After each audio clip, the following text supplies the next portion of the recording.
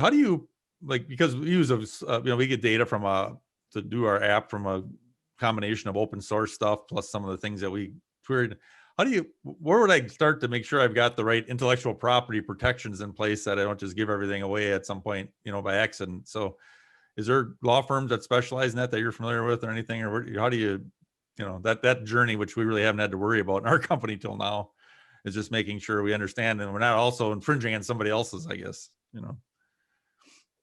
Oh, yeah. If you were talking about IP, making sure you're doing the best protecting application software app, I guess, yeah, what I mean, what I've learned is usually for most people, you seldom have a case where you have a blocking IP where but what I usually recommend people is protect what you're building.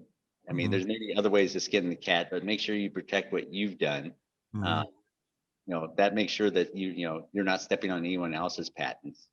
And I think the other thing is you don't have to protect everything. If you can always release stuff, release up to the public, so you have to decide what you want to protect.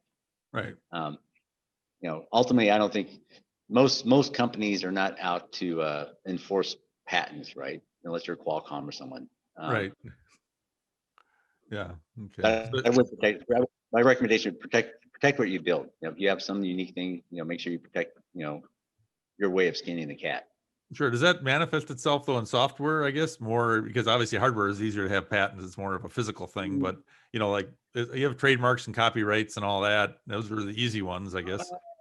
But no, yeah. I mean, I mean, I'm happy to have a discussion around patent theory, but everything we protect here, right? We protect all our software innovation. Right. Okay.